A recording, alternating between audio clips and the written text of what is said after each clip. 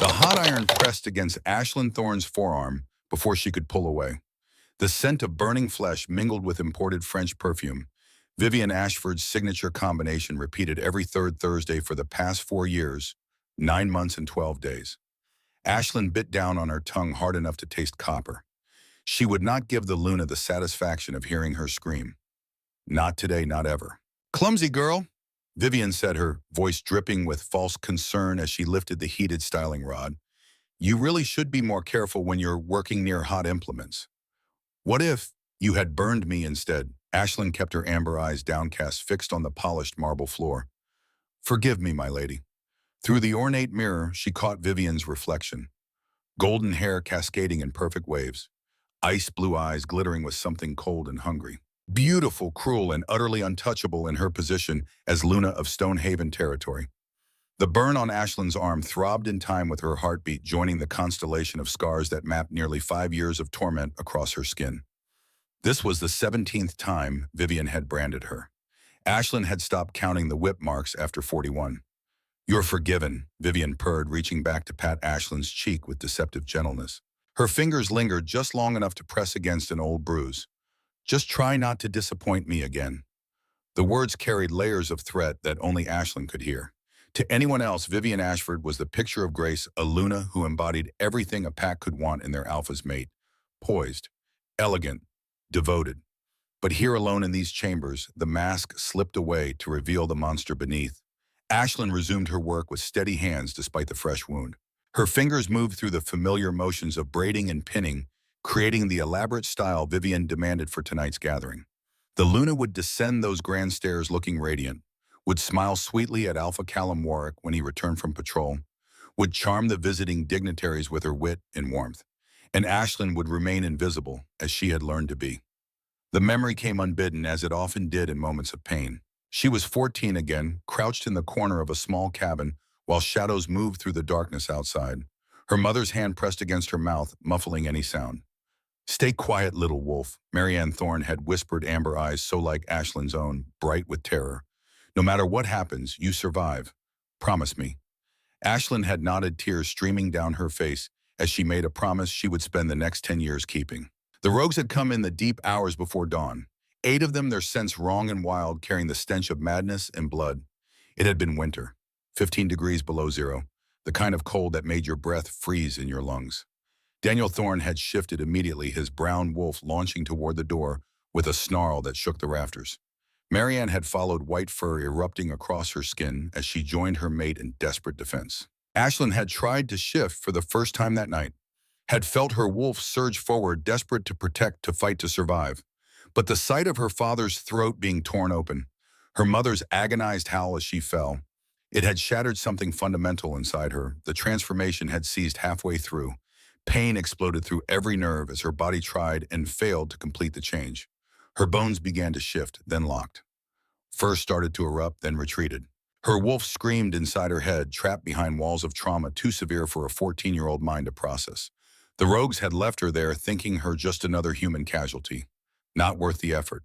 She had lain among the bodies of her parents until dawn broke cold and merciless over the Cascade Range. Her wolf trapped and screaming inside her, blocked by a pain she couldn't survive and couldn't escape. For 3 days, she had wandered half-mad with grief and hunger until she collapsed near the walls of Stonehaven's main lodge. Mabel Hart had found her. The old cook had been gathering wild herbs in the forest when she stumbled upon the girl's unconscious form. Most would have seen just another orphaned human, but Mabel's keen eyes had caught the amber tint in Ashlyn's eyes, had recognized the faint scent of wolf beneath the dirt and blood. "Poor lamb," Mabel had murmured, gathering Ashlyn into surprisingly strong arms. "What horrors have you seen?" The cook had smuggled her into the kitchens, had fed her broth and bread, had asked no questions when Ashlyn remained silent for weeks. Eventually the girl had spoken, had shared the truth in broken whispers. She had a wolf, but it was trapped inside her. Unreachable. Broken. "Best not to mention that to anyone, dear," Mabel had advised gently. "Shifters who can't shift proper, they're treated worse than humans who never had the gift. Safer for everyone to think you're just a foundling without a wolf at all." So Ashlyn had become invisible. She worked in the kitchens for 6 years, silent and efficient, learning to read the moods of the territory's inhabitants. learning to anticipate needs before they were spoken, learning to survive. She had been 20 when everything changed. It was the spring of her 6th year at Stonehaven when Alpha Callum Warwick married Vivian Ashford. The union had been political, everyone knew that.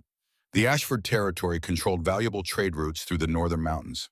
Their alliance strengthened Stonehaven's position against rival packs. The Alpha had done his duty as leaders always did. Vivian had arrived like a winter storm wrapped in silk and smiles.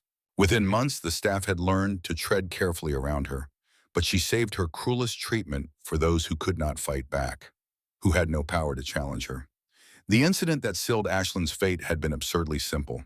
Alpha Callum had returned early from a border patrol, striding into the kitchens with dust on his boots and weariness in the set of his broad shoulders. His dark hair had been tied back, revealing the strong line of his jaw beneath his neat beard.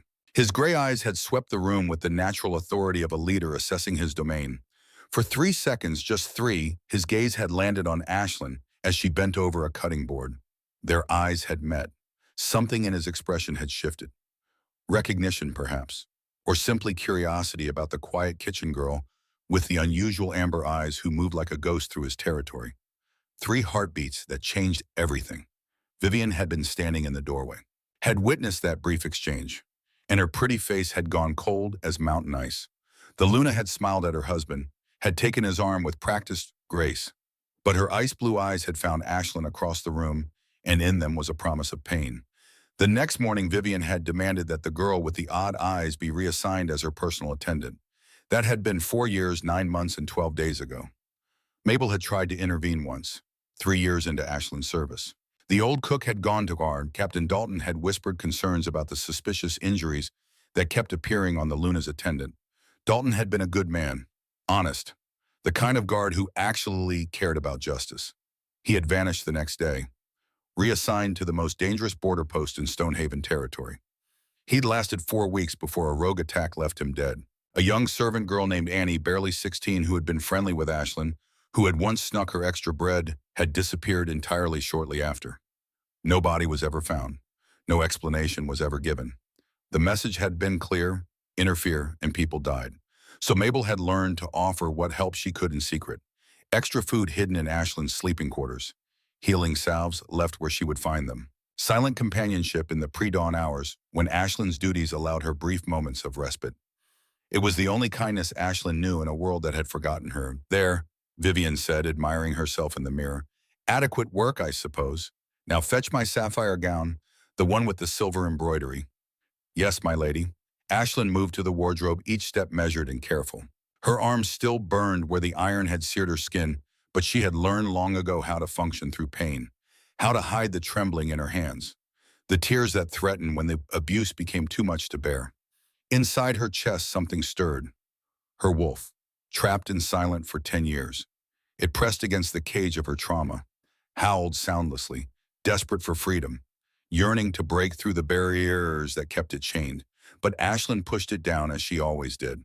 The world had no place for broken shifters, no mercy for those who couldn't complete their transformation. Better to be thought human and powerless than to reveal her defect and face worse scorn. She had made a promise to her mother all those years ago in the darkness, a vow whispered with her last breath: survive no matter the crunch, so she would endure another night, another day, another year if necessary. She pulled the sapphire gown from its hanger and turned back to her tormentor, carefully blank expression firmly in place. Vivian was already humming, pleased with herself, anticipating the evening ahead, where she would shine as the perfect Luna, while her husband remained blind to the monster he had married. And Ashlyn would be there, invisible in the shadows, bearing her scars in silence. The evening gathering proceeded exactly as expected.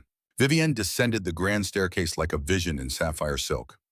Visiting alphas and their mates filled the great hall, drawn by promises of trade negotiations and territorial agreements. Wine flowed.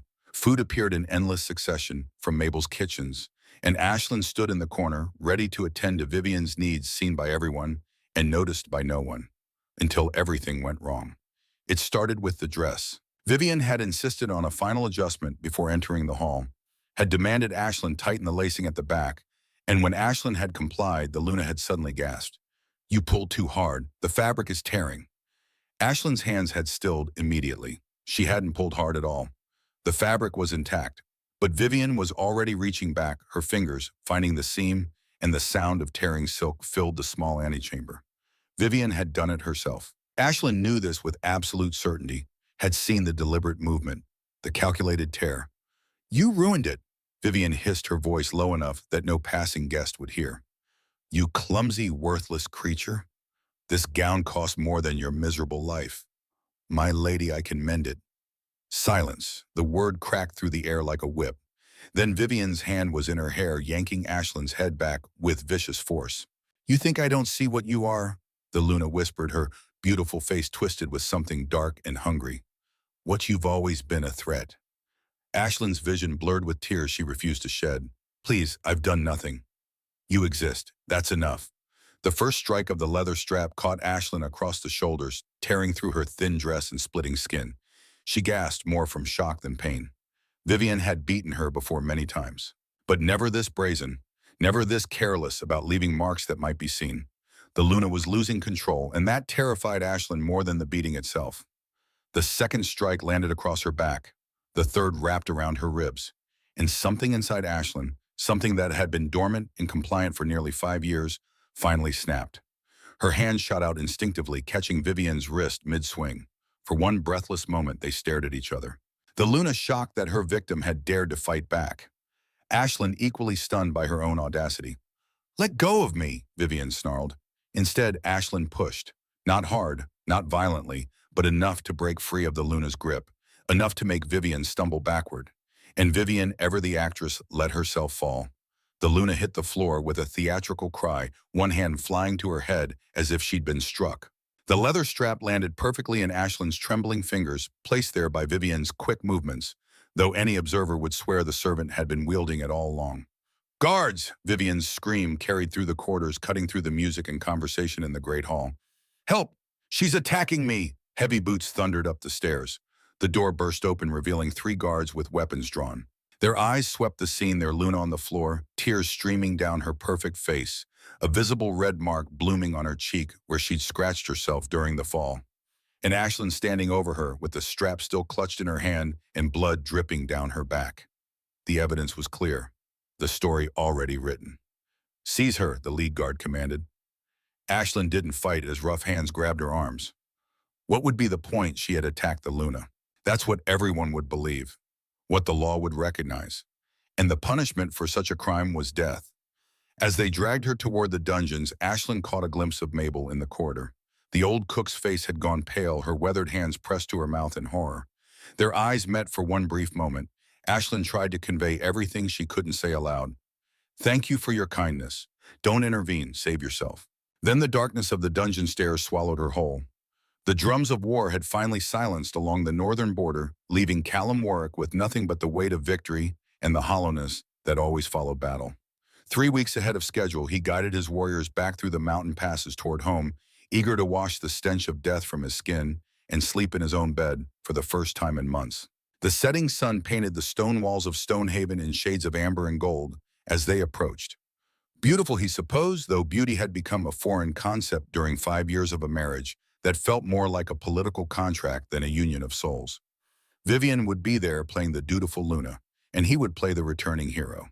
They had both become exceptional actors. What Callum didn't expect was the scream that echoed through the lodge corridors as he dismounted in the courtyard. His wolf surged forward, alert and aggressive. Something was wrong. Guards appeared at the entrance, their expressions carefully neutral, but their sense carrying traces of unease. "Alpha," one of them said, bowing. "There's been an incident. Your presence is required immediately." Callum's jaw tightened. Vivian had a habit of causing drama whenever he returned from campaign. Usually some elaborate scheme to secure his attention or sympathy. "What kind of incident?" "The Luna was attacked by one of her servants. The girl is in the dungeons awaiting your judgment." His wolf stirred restlessly beneath his skin. "Attacked? How severely?" "A mark on her face, some bruising. Nothing that requires a healer's immediate attention."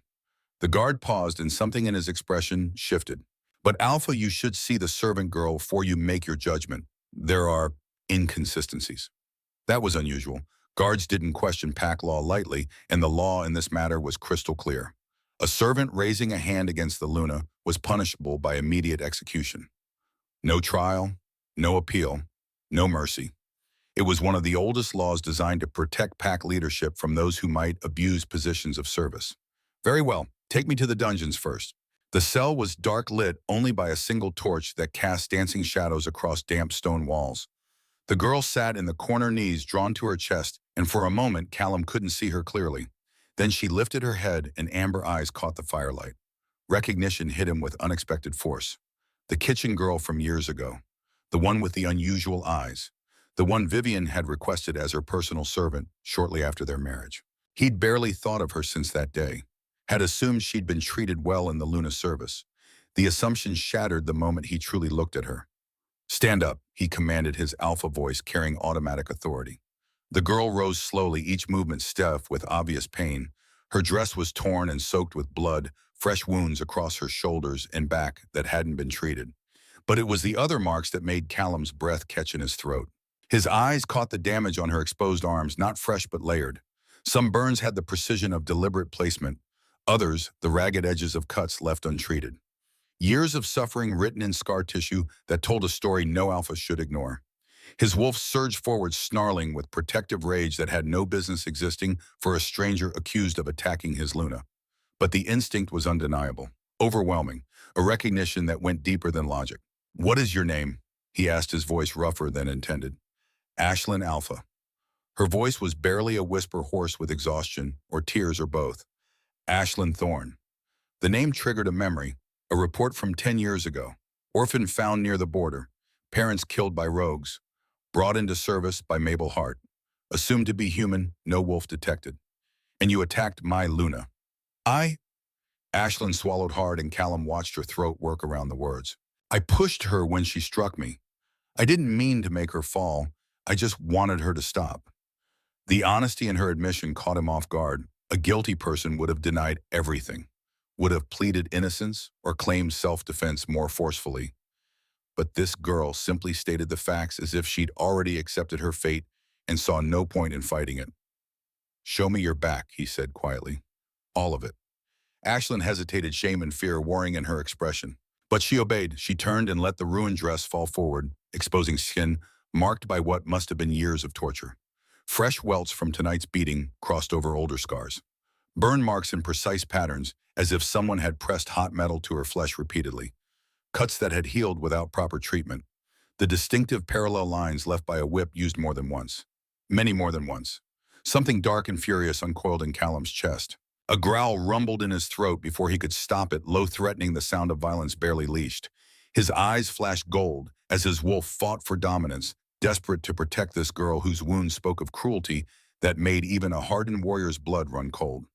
Ashlyn stumbled backward, her amber eyes going wide with pure terror. She hit the wall and slid down, arms coming up to shield her head in a gesture that spoke of long conditioning. She expected violence from figures of authority, expected pain from those with power. That broke something in Callum's chest. "I'm not going to hurt you," he said, forcing his wolf back down, making his voice as gentle as he knew how. "Ashlyn, look at me. I'm not going to hurt you." She peeked at him through her arms, trembling, and Callum saw what he should have seen years ago. A victim who'd survived through silence, who'd learned that submission was the only path to staying alive. "Tell me everything," he said softly, "and this time I'll listen." So Ashlyn told him, not just about the beatings and burns, the starvation and isolation, but about the 10 years before that, about parents who'd loved her, who'd tried to protect her from rogues in the night, about watching them die while her wolf screamed to be freed, only to seize halfway through transformation and trap itself behind walls of trauma she couldn't break down. "Mabel found me 3 days later," Ashlyn said quietly. "I was half dead, barely conscious. She took me in, gave me work in the kitchens, told me to hide what I was because shifters who can't shift proper are treated worse than humans who never had the gift." Callum's jaw clenched. She was right, and that truth shamed him. Pack hierarchy was built on strength, and those perceived as weak were often cast aside or abused. He'd never questioned that structure until now, until he saw its consequences written across this girl's skin. "And then Vivian requested you as her personal attendant." "Yes, because you looked at me once, Alpha. Just once for maybe 3 seconds when you came to the kitchens after a patrol 5 years ago. She saw it and decided I was a threat." Callum remembered that day vaguely. He'd been exhausted, hungry, looking for something quick before dealing with paperwork. He'd noticed the quiet girl with unusual eyes and thought nothing more of it. 3 heartbeats that had sealed this girl's fate for nearly 5 years. She was wrong, he said roughly. You were never a threat to her position. I barely even remembered you existed. Something painful flickered across Ashlyn's face. I know. That's what made it worse, I think. She destroyed me for years over a glance that meant nothing. Callum stood abruptly, needing to move before his control shattered completely. He walked to the barred window, staring out at the mountains beyond. You're not going to die today. The execution is canceled. You're being placed under protective custody while I investigate these claims fully. Alpha, that's not a request, Ashlyn. It's an order. He turned back to her, forcing his voice to gentle despite the fury churning in his gut. You have legal standing as a pack member. I'm going to use that to buy time for a proper investigation. But the Luna, Callum interrupted, his voice dropping to something dangerous, is going to answer some very difficult questions. And she's going to do it without knowing you're the one who provided testimony. Ashlyn stared at him, hope and disbelief warring in her expression. You believe me? Yes. The word came out with absolute certainty. I've seen enough evidence to know you're telling the truth. What I don't know yet is the full extent of what's been happening in my own territory while I've been blind to it. He called for Ronan, who arrived within moments. Take her to the guest quarters in the East Wing. The comfortable ones, not the cells. Post guards at her door, but make it clear they're there for her protection, not imprisonment. She's to be treated as an honored guest, not a prisoner. Yes, Alpha. And send for Mabel. I want her testimony recorded officially. After they left, Callum stood alone in his chambers, staring at the wedding portrait on his wall. Vivian smiled out from the canvas, beautiful and cold as winter ice. For 5 years, he'd been married to a monster, and he'd never even noticed. Ronan descended the dungeon stairs 2 hours before dawn, carrying a torch that cast wavering shadows across stone walls. He'd served the Warwick family for 15 years, long enough to develop instincts about when something didn't add up. And tonight, nothing about this situation felt right. The girl sat exactly where Callum had left her, knees drawn to her chest, amber eyes reflecting the torchlight when she looked up. She didn't flinch at his approach, didn't scramble backward or plead for mercy, just watched him with the wary stillness of someone who had learned long ago that begging accomplished nothing. The Alpha ordered a healer to examine you, Ronan said, unlocking the cell door. But I wanted to speak with you first. Off the record. Ashlyn tilted her head slightly. Why? Because I've been beta to this pack long enough to recognize when evidence doesn't match the crime. He stepped inside, keeping his distance to avoid spooking her. Your injuries are fresh.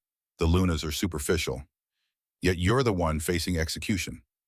That's how the law works, Ashlyn said quietly. Servants don't strike their betters regardless of provocation. Provocation. In the firelight, Ronan cataloged what Callum had seen. The burns matched heated metal, consistent size, repeated pattern.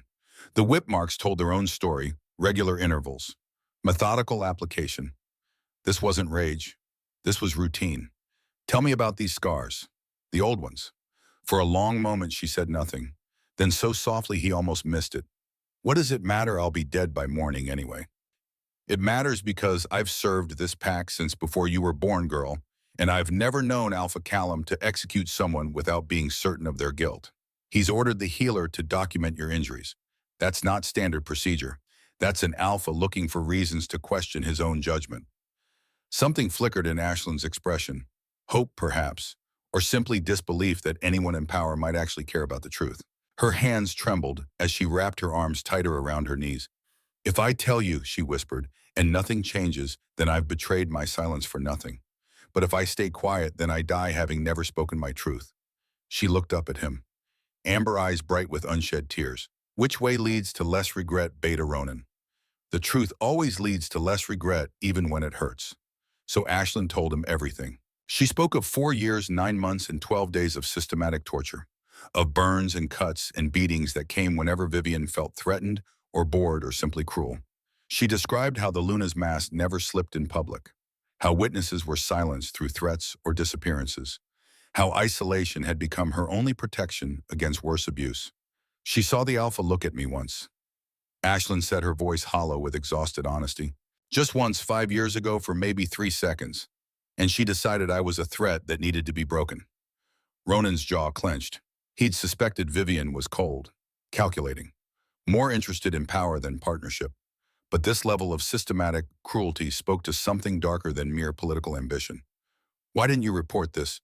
Surely someone... Mabel tried once, 3 years ago. Ashlyn's fingers dug into her arms. The guard she spoke to was transferred to the most dangerous border post the next day. Guard Captain Dalton. He died within a month. A servant girl named Annie who'd shown me kindness disappeared that same night. Never found. The names hit Ronan like physical blows. He remembered Dalton. Good man. Honest.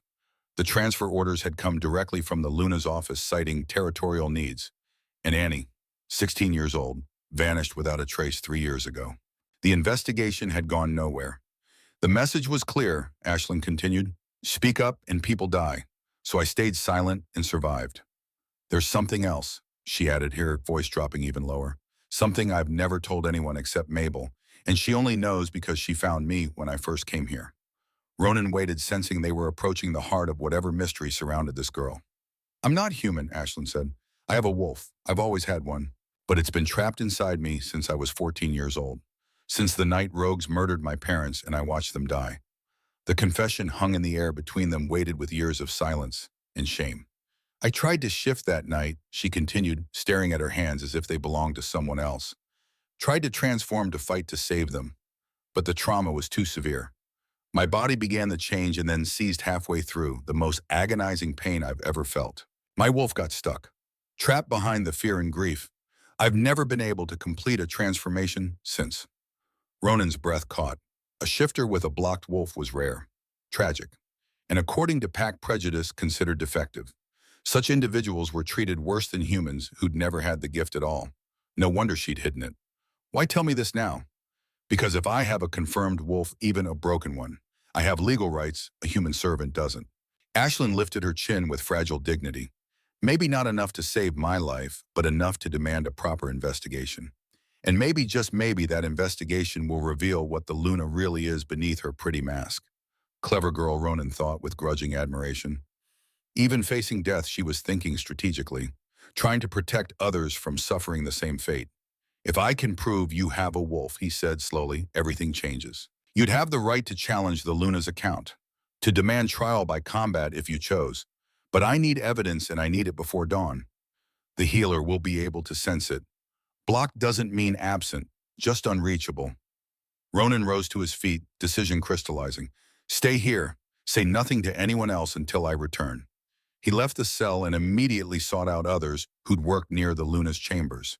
The late hour worked in his favor. Tired servants were more likely to speak honestly, less afraid when darkness provided cover.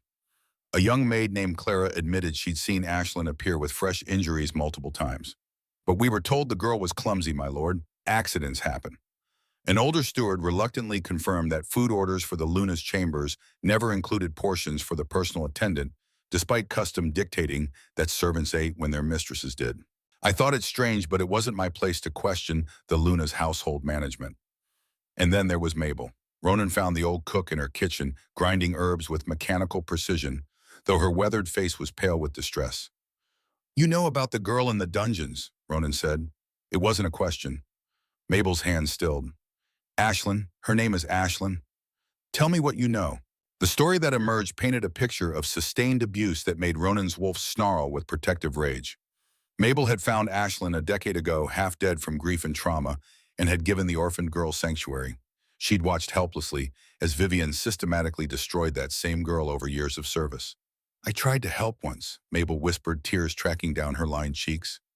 3 years ago, went to guard Captain Dalton, told him Ashlyn was being hurt. Next day, Dalton was transferred to the northern post, died within a month. And Annie, sweet Annie, who used to sneak Ashlyn extra bread, she vanished that same night. Never found. Her voice broke. The Luna made it clear. Interfere and more people would suffer. So I stayed silent and hated myself for it. That ends tonight, Ronan promised. The healer arrived as the first gray light of pre-dawn began to filter through the high dungeon windows. Dr. Evelyn Reeves was an older woman skilled in both medicine and the subtle energies that govern shifter physiology. Her examination of Ashlyn was thorough and conducted in tense silence while Ronan watched from the cell entrance. Well, he demanded when she finally stepped back. The healer's expression was grim. The physical injuries are extensive and show clear patterns of repeated trauma over years. Burns cuts evidence of malnutrition and systematic abuse. She paused, then added quietly, and there's something else. This girl has a wolf. Ashlyn's eyes widened in shock as if even she hadn't quite believed it would be detectable. The wolf is blocked, Dr. Reeves continued, trapped behind severe psychological trauma. But it's there, strong and vital, pressing against barriers this girl erected to protect herself from pain she couldn't process. She looked at Ronan with absolute certainty. She is a shifter beta, just one who's been unable to complete her transformation. Everything changed in that moment. Pack law was absolute about one thing: shifters had rights that humans did not. Ashlyn wasn't just a servant who'd attacked the Luna. She was a pack member with a confirmed wolf, entitled to proper investigation. The possibility of trial by combat if she chose to challenge her accuser. Ronan wasted no time. He gathered his evidence, the testimonies, the healer's findings, the documentation of Ashlyn's injuries, and carried it directly to Callum's chambers as the sun broke over the mountains. The Alpha was already awake, staring out his window, with the look of a man who'd spent the night wrestling with impossible decisions. He turned as Ronan entered, and his gray eyes were stormy with barely contained emotion. "Tell me you found something," Callum said. "Tell me there's a reason to question what seems obvious." "There are dozens of reasons, Alpha." Ronan laid out everything he'd discovered, watching his friend's expression darken with each revelation. "The girl has been tortured for years. Multiple witnesses confirm it. And the healer has confirmed she's a shifter with a blocked wolf, which means she has legal rights we cannot ignore." Callum's hands clenched into fists. "Bring her to my private chambers, not the audience hall. I want no witnesses to this conversation until I understand exactly what's been happening in my own territory."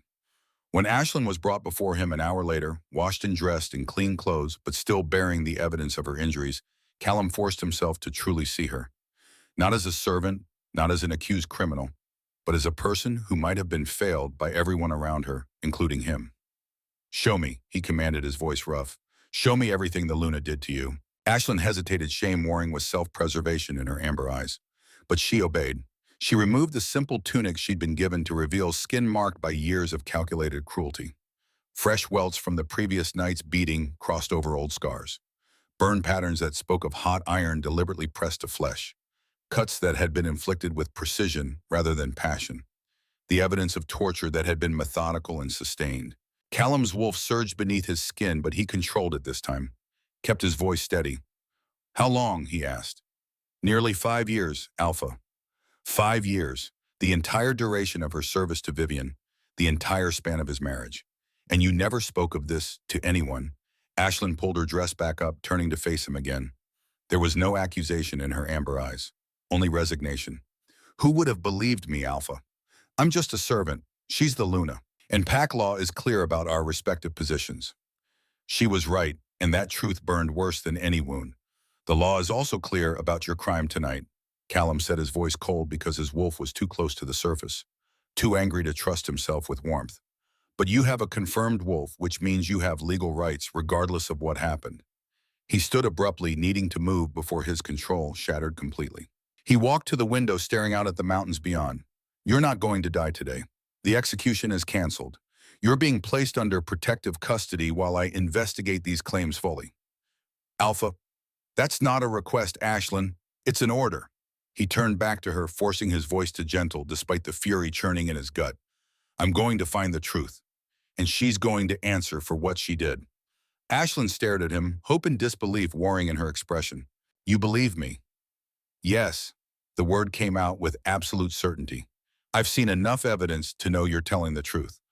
What I don't know yet is the full extent of what's been happening in my own territory while I've been blind to it." He called for Ronan, who arrived within moments. "Take her to the guest quarters in the East Wing. The comfortable ones, not the cells. Post guards at her door, but make it clear they're there for her protection, not imprisonment. She's to be treated as an honored guest, not a prisoner." "Yes, Alpha." After they left, Callum stood alone in his chambers, staring at the wedding portrait on his wall. Vivian smiled out from the canvas, beautiful and cold, and absolutely convincing. For 5 years, he'd been married to a monster, and he'd never even noticed. The rage that burned through him was volcanic, barely contained beneath years of Alpha discipline. But rage wouldn't serve him now. He needed to be methodical, strategic, build a case so airtight that even Vivian's father couldn't dispute it. Because this wasn't just about justice for Ashlyn anymore. This was about what kind of Alpha he was going to be, and what kind of pack he was going to lead. The letter arrived with the morning sun carried by riders bearing the Ashford crest. 3 horses foam-flecked and exhausted. The seal was blood-red wax pressed with Alpha Brennan Ashford's personal insignia. Callum broke it open with steady hands, while Ronan watched, both knowing what it would contain before the parchment unrolled. The words were diplomatic, polite even, but the threat underneath was unmistakable. Alpha Warwick news has reached me of an incident involving my daughter, Luna Vivian of Stonehaven. I trust this matter will be resolved swiftly and appropriately as befits both our territories' honor. I expect either the execution of the guilty party or substantial compensation, 50,000 silver, within 5 days of this letter's arrival. The offense against a Luna of Ashford blood demands no less. Failure to comply will be interpreted as disrespect to our alliance. Trade agreements will be suspended. Military support withdrawn. I'm certain you understand the implications. Respectfully, Alpha Brennan Ashford. Callum set the letter down with deliberate care. He's threatening war without saying the word directly, Ronan observed, because he knows I can't afford open conflict right now. The northern border is still recovering from the last campaign. Our warriors need rest, not another battle. Callum's jaw tightened. But I also can't execute an innocent woman or pay blood money for crimes she didn't commit. What will you do? Force their hand before they force mine. Callum's gray eyes were hard as mountainstone. We have 5 days. In 5 days, I need evidence so ironclad that even Brennan Ashford can't dispute it without exposing himself as complicit. The testimonies we have won't be enough. Vivian will claim servants are lying to protect one of their own, that we fabricated evidence to avoid payment. Callum stood pacing to the window. We need something undeniable, a pattern that proves this isn't an isolated incident. Ronan was quiet for a moment, then said, if Vivian did this here, she may have done it before, in her father's territory. Send an emissary, quietly. Find anyone who served in the Ashford household before Vivian married me. Anyone who might have concerns about how she treated staff. That could take weeks. We don't have weeks, we have 5 days. Callum turned back to his beta. Use every contact we have in Ashford territory. Offer protection, new identities if necessary. Someone out there knows the truth. Find them. Ronan nodded once and left. Callum stood alone in his study, staring at the letter that promised consequences for choosing justice over convenience. 5 years ago, he'd made a choice. Married for alliance rather than love. Duty over desire. Political stability over personal happiness. He'd told himself it was the right decision. The mature decision. What a good alpha would do for his pack. Now he wondered how many other right decisions had blinded him to wrong realities. The emissary returned on the 3rd day. Callum had spent those 72 hours in careful preparation, gathering every scrap of evidence, having Dr. Reeves document each of Ashlyn's injuries with meticulous detail, recording testimonies from 7 servants, all corroborating the pattern of abuse. But it wasn't enough, not yet. Then Ronan's rider came back and he wasn't alone. The woman who entered Callum's study was thin-worn with the look of someone who'd spent years running from something. Her hands trembled as she accepted the tea Mabel brought, but her eyes were steady. Determined. This is Nora Bishop, Ronan said, though that's not the name she was born with. Nora Glenn, the woman corrected quietly. I changed it 5 years ago when I fled Ashford territory. Been living under the new name ever since, terrified someone would find me. Callum leaned forward. You served in the Ashford household as Lady Vivian's personal maid for 8 months. Nora set down her teacup and Callum saw the scars on her wrists, old, healed poorly, until I couldn't take it anymore and ran. Tell me what happened. Nora's testimony came slowly at first, then faster, as if a dam had broken inside her. She described the same patterns Ashlyn had endured. Burns from heated styling implements, whippings for imagined slights, starvation as punishment, the systematic isolation that made it impossible to seek help. She had a branding iron, Nora said, her voice hollow, shaped like the Ashford rose, her family crest. She said it marked the property. The woman pulled back her sleeve, revealing a scar on her inner forearm. The distinctive pattern was unmistakable. I still have the mark. Callum's wolf snarled beneath his skin.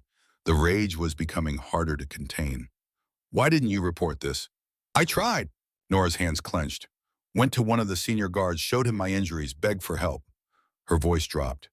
2 days later, I found out that guard had been reassigned to the most dangerous patrol route.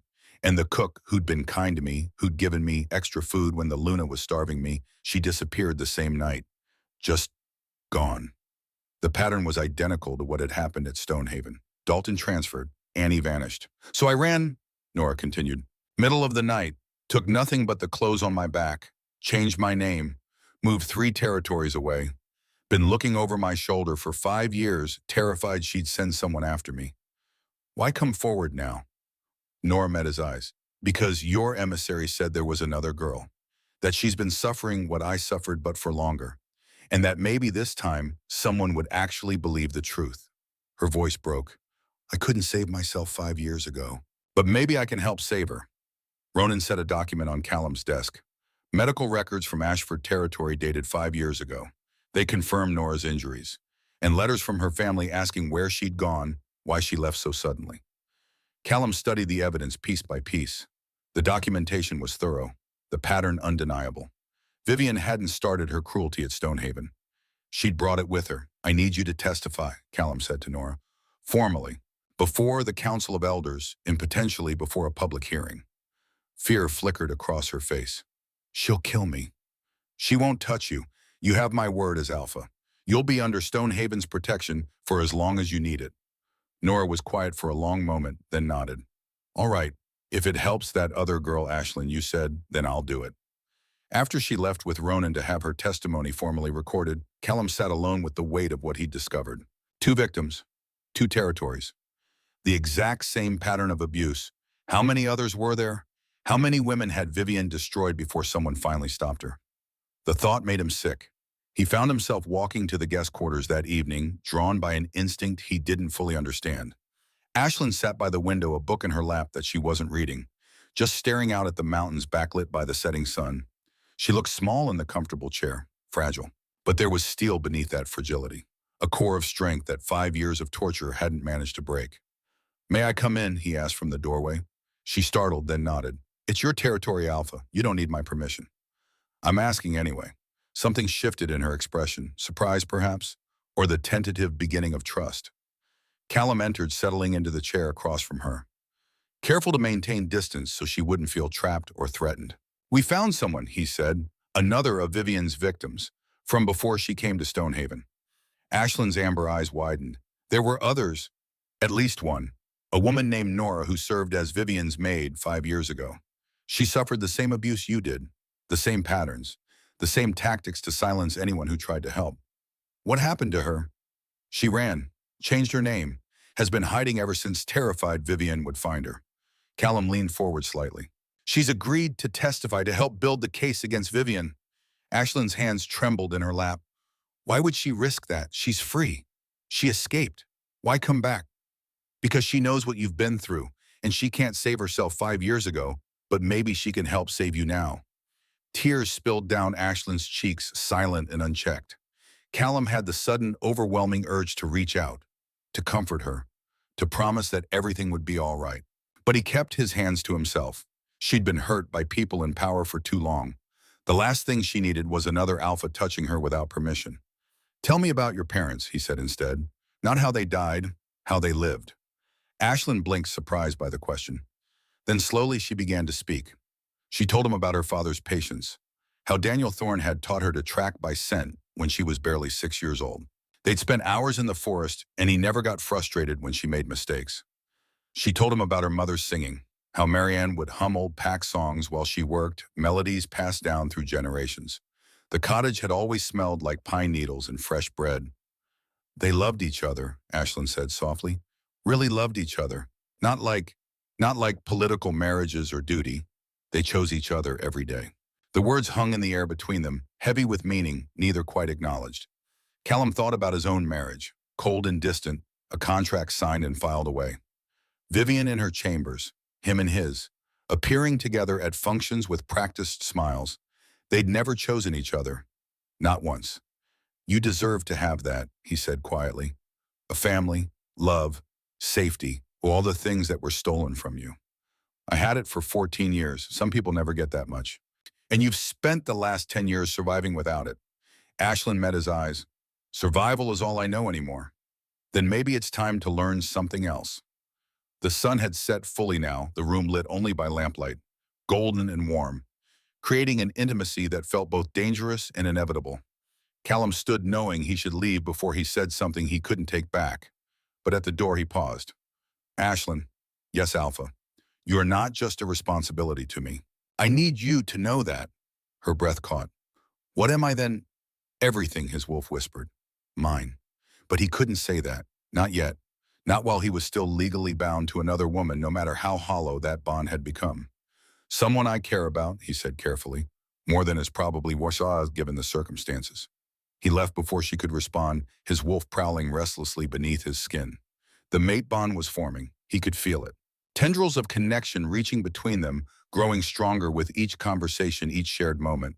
It terrified him, and it felt more right than anything had in 5 years. The thunderstorm hit on the third night after Nora's arrival. Ashlyn woke to the sound of rain pounding against windows, thunder rumbling through the mountains like the growl of some massive beast. And suddenly she was 14 again. The rogues had come in the rain, thunder covering the sounds of them breaking down the door, lightning illuminating her father's wolf as he fought her mother's white fur stained red. The storm outside became the storm of that night, and Ashlyn couldn't breathe, couldn't think, couldn't separate past from present. She was curled on the floor, arms wrapped around her head, when the door opened. Ashlyn, Callum's voice. Calm, steady, cutting through the panic like a blade through fog. Ashlyn, you're safe. You're in Stonehaven. The storm is just weather. But she couldn't respond, could only shake and gasp for air that wouldn't come. Then he was there, kneeling beside her but not touching. Just present, solid, real. Listen to my voice, he said, and the alpha command in it forced her focus to him. Feel the floor beneath you. You're not in that cabin. You're here with me, and I swear on my life that nothing will hurt you. Her amber eyes slowly found his face present, bleeding back into awareness. Callum, I'm here. He settled his back against the wall close enough that she could reach out if she wanted, but maintaining enough space that she wouldn't feel trapped. I was working in the next room when I heard your heartbeat spike. Felt your fear through the... He stopped. I knew you needed help. Through the what, Ashlyn wondered, but she was too exhausted to ask. Thunder crashed again and she flinched. Callum began talking, his voice low and steady, telling her stories about his childhood, about learning to shift for the first time and accidentally destroying his father's study, about Ronan teaching him to track when he was barely 10 years old. Anything to keep her grounded in the present, away from the memories that threatened to drown her. Gradually her breathing steadied, her trembling subsided.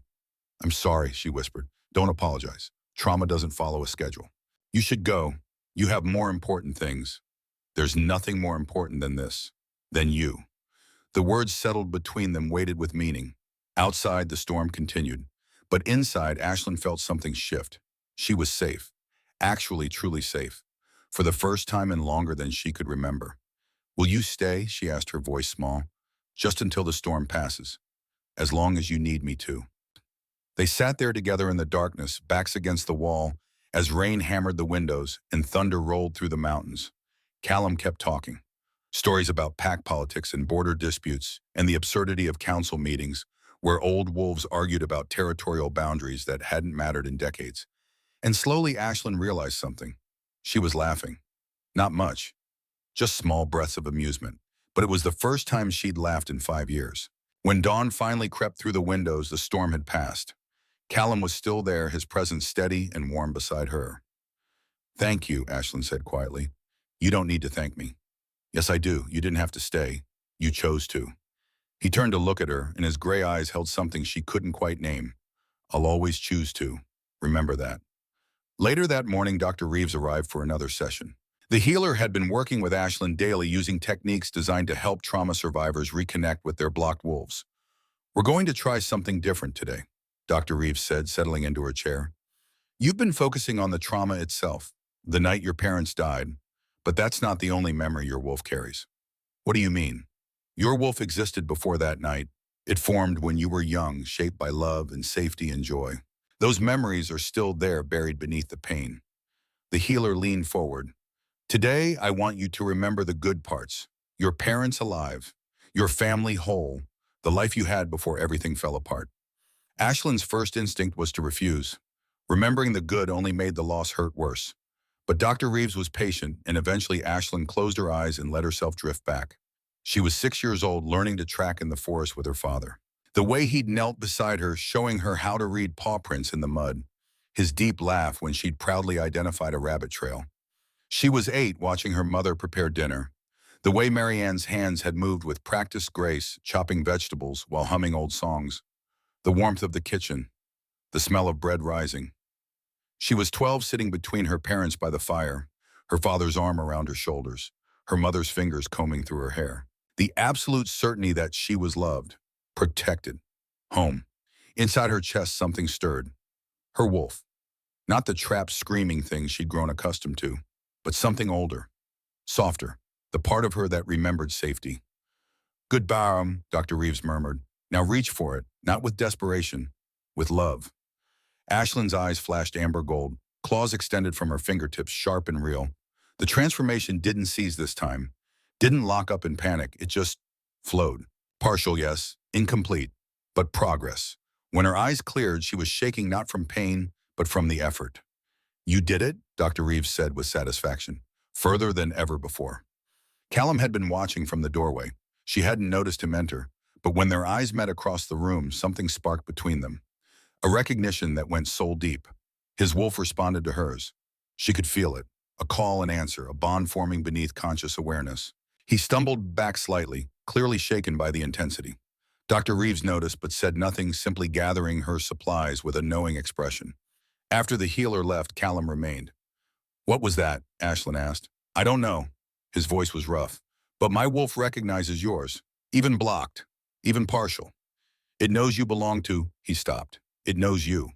Is that normal? No, it's rare, very rare. They stared at each other, both understanding what neither was ready to name. Mate bond, the connection that formed between wolves destined for each other, the recognition that transcended logic or choice. But Callum was married, and Ashlyn was still healing, and the timing was impossible. We should focus on the hearing, Callum said, finally breaking the moment. It's in 2 days, everything else can wait until after. Ashlyn nodded, though her wolf howled in protest at the distance he was putting between them. Everything else could wait, but waiting didn't make it less true. The Council of Elders convened the afternoon before the public hearing. 3 ancient shifters who'd served Stonehaven for longer than most pack members had been alive.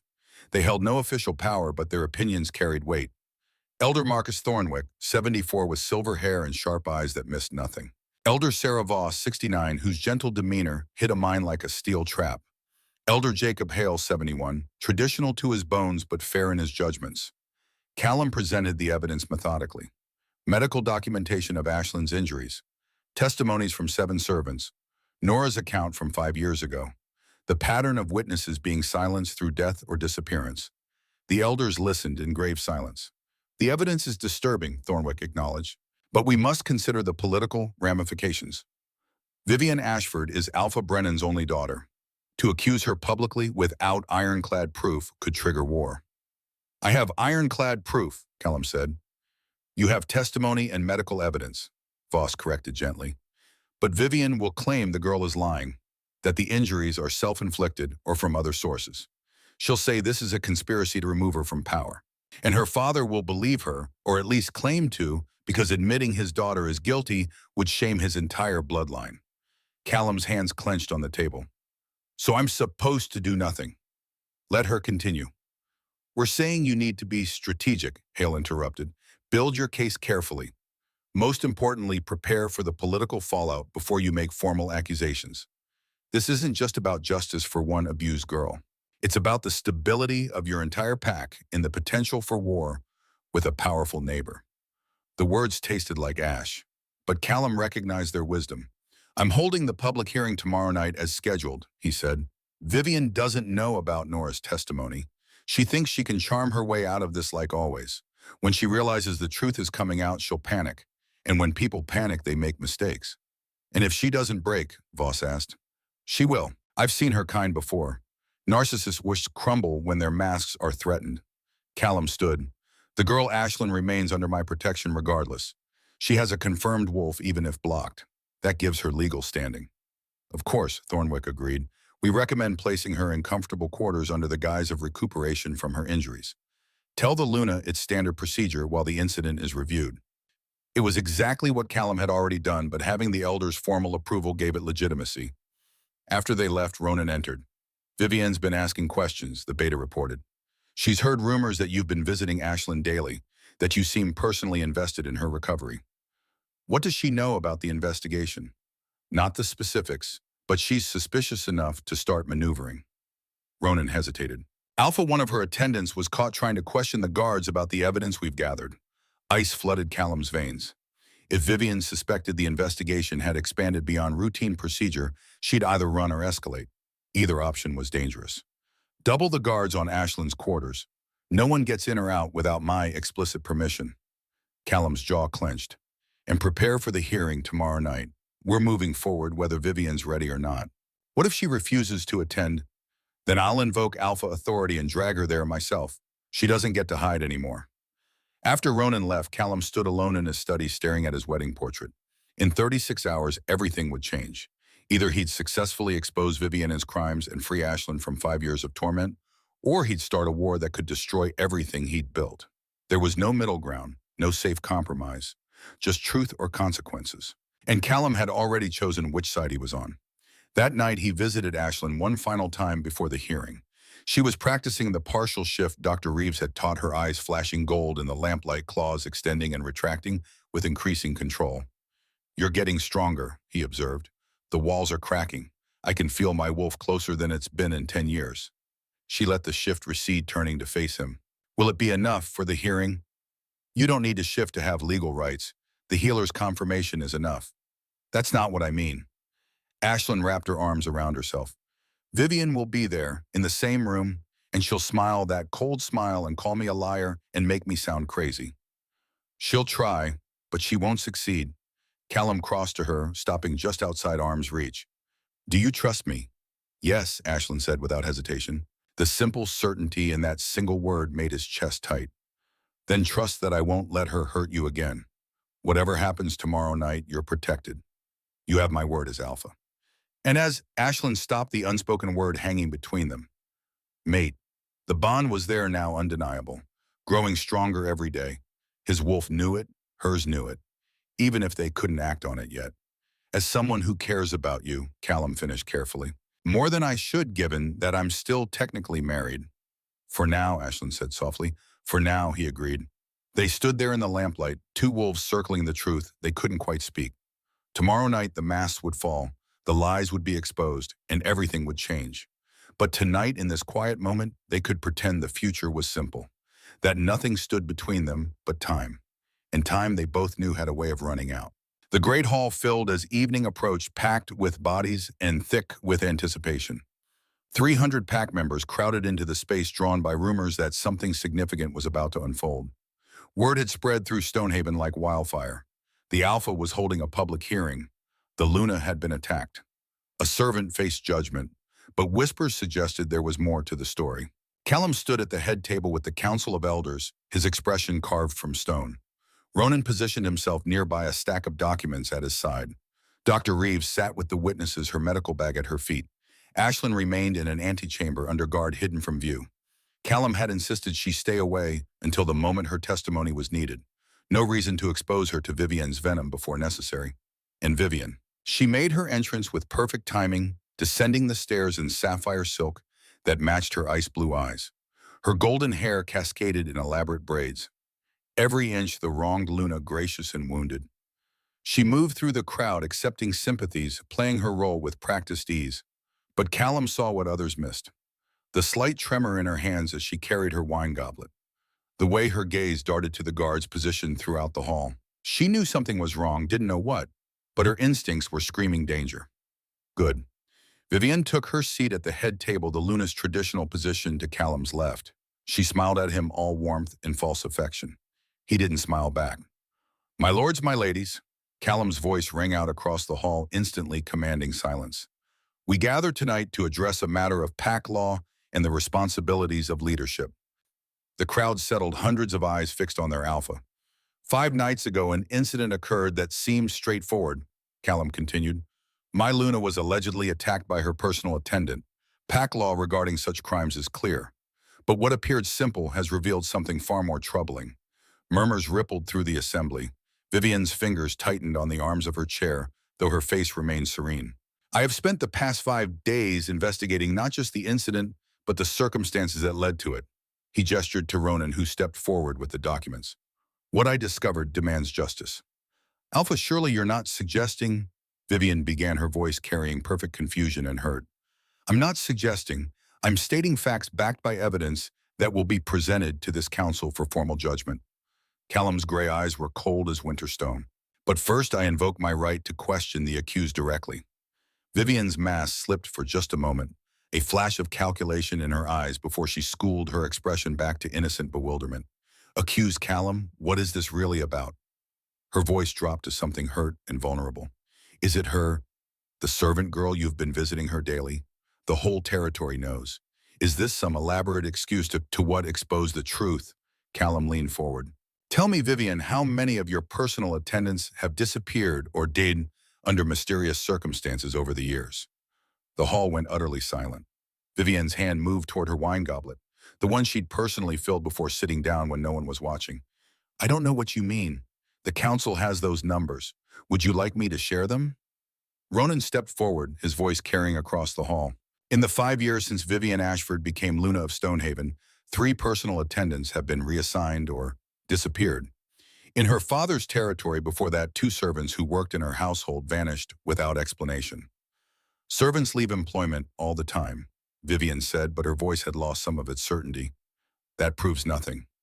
Then let's discuss what it does prove. Callum nodded to Dr. Reeves. The healer stood, her expression grave. 5 days ago, I examined Ashlyn Thorne at the Alpha's request. My findings were disturbing. She opened her medical bag, pulling out detailed sketches and documentation. 23 thermal burns, 1st through 3rd degree, healed without treatment. 41 lacerations consistent with leather whip, various stages of scarring. 6 bone fractures that mended improperly without medical intervention. Severe malnutrition. The patient weighed 98 pounds at 5 feet 6 inches. The crowd gasped as Dr. Reeves displayed the sketches. Not just scars, a map of cruelty spanning years. Each mark dated, documented, undeniable. These injuries were not inflicted in a single incident. Dr. Reeves continued, her voice clinical, but her eyes hard. They represent years of sustained, methodical torture. Those could be from anywhere, Vivian protested, but her voice was rising now, losing its careful control. Self-inflicted even. Disturbed people do terrible things to themselves. Then how do you explain this? Ronan gestured to the antechamber door. It opened and Nora Bishop stepped through. Vivian went absolutely pale. Who is that? She whispered, though everyone could hear the fear in her voice.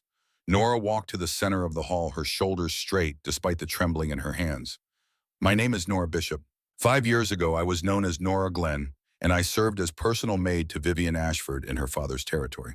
Her voice shook but grew stronger with each word. I fled after 8 months because she tortured me. Burns, beatings, starvation. The same systematic cruelty she's inflicted on others. She pulled back her sleeve, revealing the distinctive scar on her inner forearm. The Ashford rose branded into flesh. She used this mark to claim ownership. Said it taught proper respect. Nora's eyes met Vivian's across the hall. When I tried to report the abuse, witnesses disappeared. A guard who'd seen my injuries was reassigned and later killed. A cook who'd shown me kindness vanished the same night. So I ran, changed my name, and have been hiding for 5 years. The crowd erupted in whispers, shock spreading like ripples through water. Vivian stood abruptly, her chair scraping against stone. This is a conspiracy.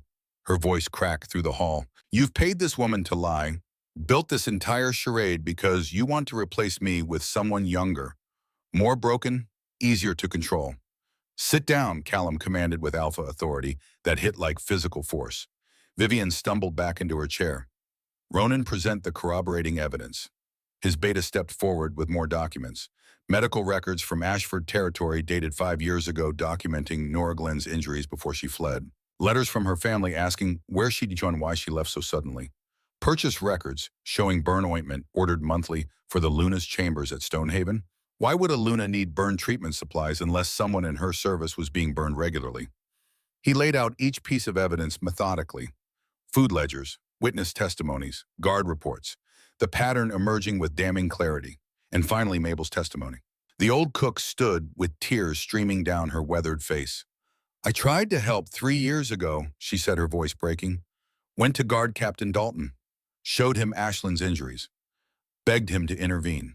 She paused, grief and guilt warring in her expression.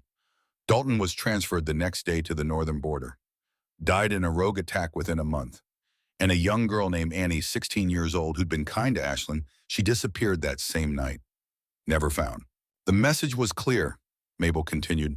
Speak up and people died. So I stayed silent and hated myself for being a coward. The weight of her words settled over the hall like a shroud.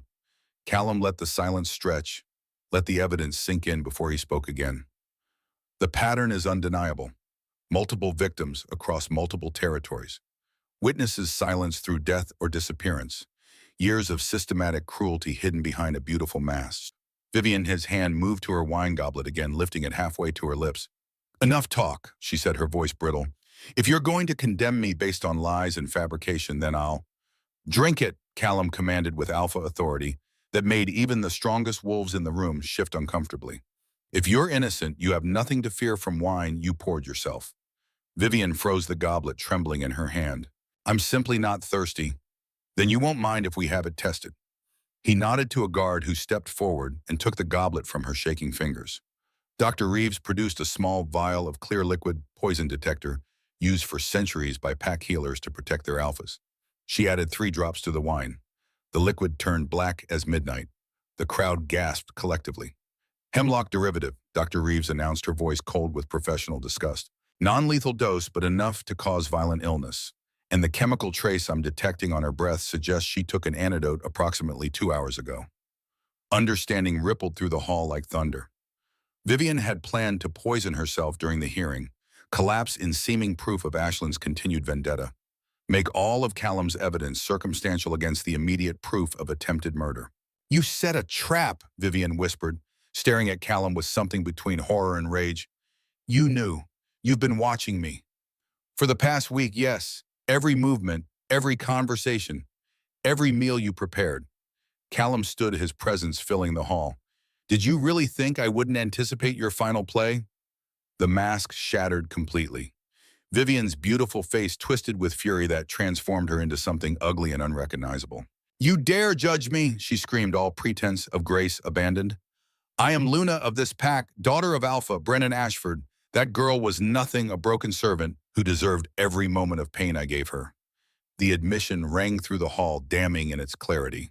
Elder Thornwick rose from his seat, his aged face grave. But Vivian was too far gone to stop now. Years of carefully controlled cruelty erupting in one catastrophic moment. She deserved it because you looked at her. She pointed at Callum, her hand shaking with rage. 5 years ago, you looked at her for 3 seconds, and I saw it, the interest in your eyes, the way your wolf noticed something. So I took her from you. I broke her piece by piece, day by day, year by year, until there was nothing left that could threaten my position. You tortured an innocent woman for nearly 5 years because of a glance that lasted 3 heartbeats. Callum's voice was deadly quiet. You murdered servants who tried to help her. You violated every code of honor a Luna is sworn to uphold. Honor, Vivian laughed, the sound brittle and desperate. You want to talk about honor when you're clearly besotted with a former slave? This entire investigation is just you, justifying your desire to replace me with someone younger, more broken, easier to... That's enough. The new voice cut through Vivian's tirade like a blade. Every head turned toward the entrance. Alpha Brennan Ashford stood in the doorway, his silver-streaked hair and stern features marking him clearly as Vivian's father. Behind him, several Ashford warriors flanked the entrance, their presence causing immediate tension among the Stonehaven pack. Father, relief flooded Vivian's face. Thank the gods. Tell them this is madness. Tell them... I heard every word. Brennan interrupted, his voice cold as mountain stone. I arrived an hour ago and waited outside the hall to make a proper entrance. Instead, I heard my daughter confess to torture, to murder, to betrayal of the Luna's sacred duties. He walked forward, his boots echoing in the absolute silence. I heard her admit to years of systematic cruelty, to silencing witnesses through death, to attempting poisoning and fraud. He stopped before the head table, and for the first time he looked at Vivian directly. His expression held nothing but cold disappointment. You are no child of mine. Father, no, Vivian's voice cracked. You can't mean... The Ashford family hereby severs all ties with Vivian Ashford Warwick. We disavow her actions, her crimes, and her very existence. Brennan turned to Callum, his face like carved granite. She speaks only for herself, not for our territory or our bloodline. The political maneuvering was brilliant in its cruelty. By disowning Vivian publicly, Brennan saved his family's reputation and eliminated any justification for war. He'd sacrificed his daughter to protect his territory's standing. Vivian stood frozen, betrayed by the very father she'd relied on to shield her from consequences. "You're abandoning me." Her voice was barely a whisper. "You abandoned honor. You abandoned decency. You brought shame upon everything our family stands for." Brennan's voice was flat, final. "Whatever happens to you now, you've earned it." Elder Voss rose with grave formality. "Vivian Ashford, formerly of Stonehaven, this council finds you guilty of systematic abuse of a pack member, of murder through negligence and intent, of violation of the Luna's code of honor, and of attempted poisoning with a malicious intent." The elder's voice carried the weight of judgment passed down through generations. "You are hereby stripped of all titles, all rights, all protection under pack law. You are banished from this territory, effective immediately. Any wolf who harbors you shares your punishment." Vivian swayed, her world crumbling around her. "Where am I supposed to go? You can't just— You should have thought of that before you destroyed innocent lives." Callum gestured to the guards. "Remove her from my sight. Give her 1 horse, basic supplies, and escort her to the border. After that, she is no longer our concern." As guards approached, Vivian's mask reformed one final time, fury and hatred replacing desperation. She looked at Callum with pure venom. "You'll regret this. The broken girl you're protecting will never be whole enough to be Luna. She'll fail you just as I apparently failed to kill her properly." "The only thing I regret," Callum said softly, "is that it took me so long to see you for what you truly are." They dragged her from the hall, her screams of fury echoing off stone walls until distance finally muted them. The assembled pack remained in shocked silence, processing everything they'd witnessed. Alpha Brennan approached Callum privately. "I didn't know," he said quietly. "For what it's worth, I truly didn't know what she was capable of." "But you knew she was cold, calculating. You sent her here knowing a political marriage wouldn't require warmth." "Yes," Brennan admitted. "I thought that was simply her personality. I didn't realize it masked something darker." He paused. "The girl Ashlyn, will she receive justice?" "She'll receive more than justice. She'll receive protection, resources, and every opportunity to heal from what your daughter did." Callum's eyes were hard. "Our alliance remains intact only because you acted honorably tonight. Don't test my mercy further." After Brennan and his warriors departed, Callum immediately went to the antechamber. Ashlyn stood at the window, having heard the distant commotion, but not knowing what had transpired. "It's over," Callum said simply. She turned, amber eyes wide. "What happened?" Vivian confessed. In front of the entire pack, she admitted everything. Her father disowned her publicly. The council banished her. The marriage is annulled. He crossed to her in 3 strides. "You're free, Ashlyn. Truly free." The words seemed to take a moment to penetrate. Then her legs gave out, and Callum caught her before she hit the floor, holding her as she finally broke, great racking sobs that had been held back for 5 years, spilling out all at once. "It's over," he repeated, his hand gentle in her hair. "She can never hurt you again. I promise." They sank to the floor together, Callum's back against the wall. Ashlyn curled against his chest as years of terror and pain released in waves. He held her through it all, murmuring promises and reassurances, his wolf humming with contentment at finally being allowed to comfort its mate. When the tears finally subsided and Ashlyn pulled back slightly, looking up at him with red-rimmed eyes, "I didn't think anyone would believe me. I didn't think justice was real. It's real, and you're safe. I swear it." She reached up, her hand trembling as it touched his face. And Callum, who'd maintained iron control through the entire hearing, felt his own walls begin to crack. "Ashlyn," he said, his voice rough, "I need you to understand something. My wolf knows you're my mate, has known since the moment I saw your scars.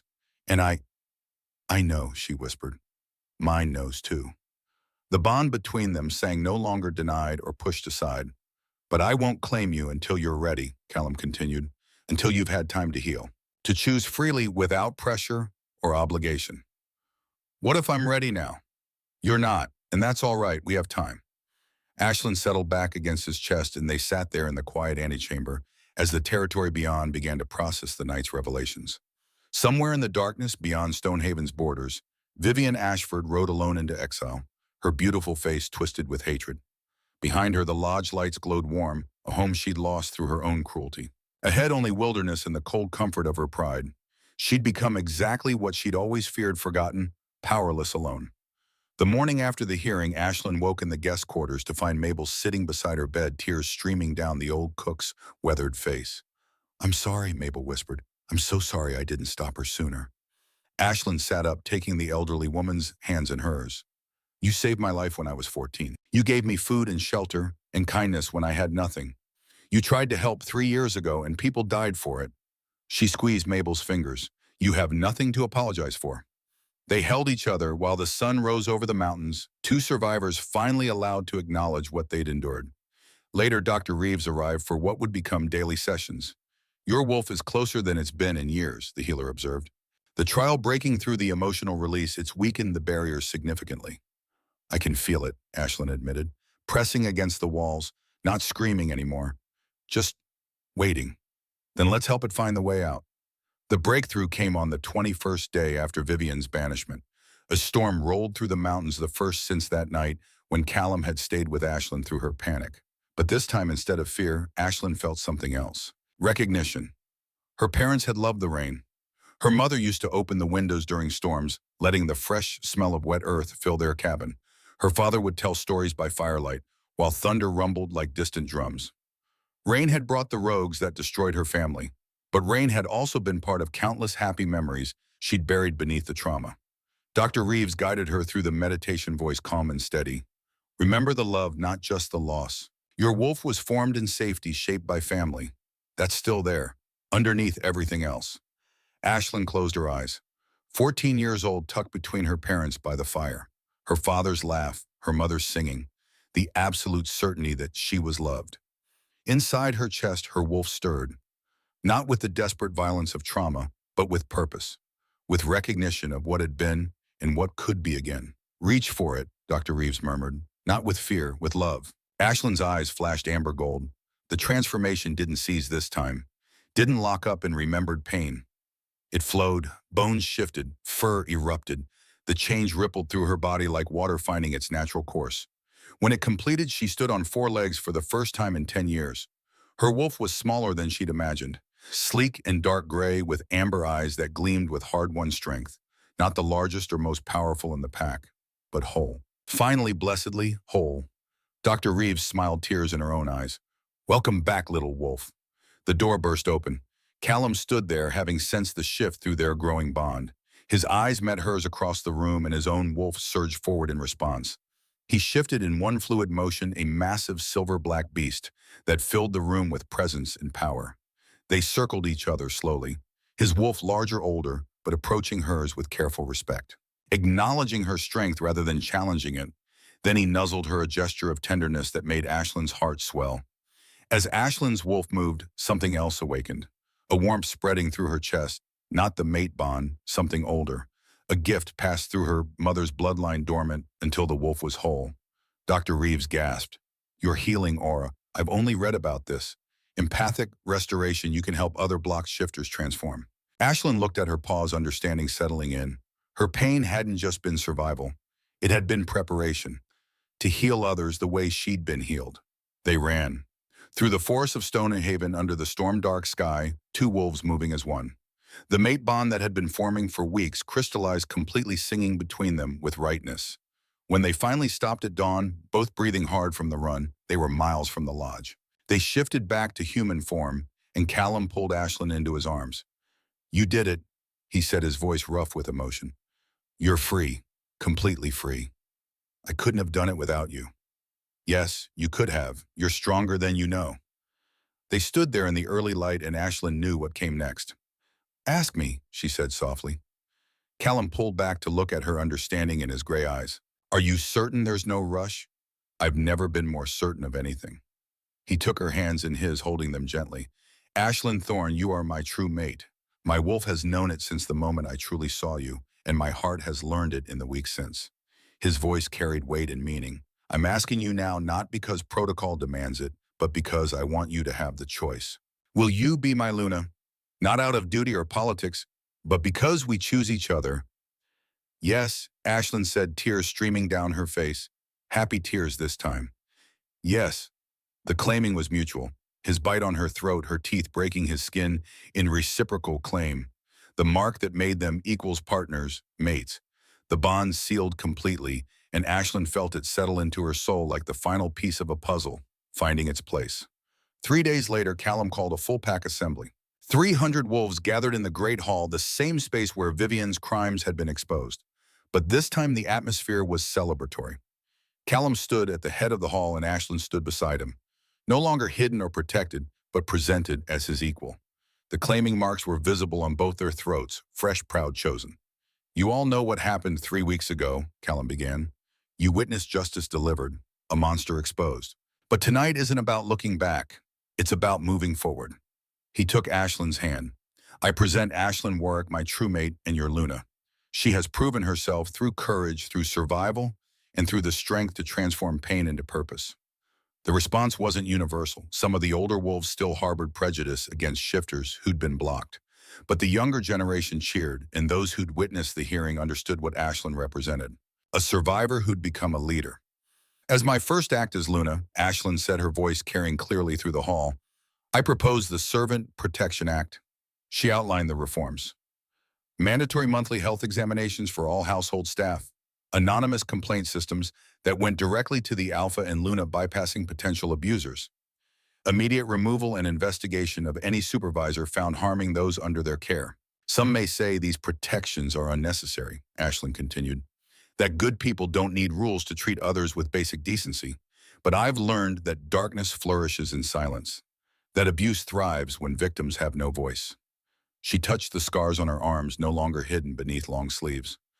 I wear these marks as evidence of what happens when power goes unchecked, when suffering is dismissed because the victim lacks status.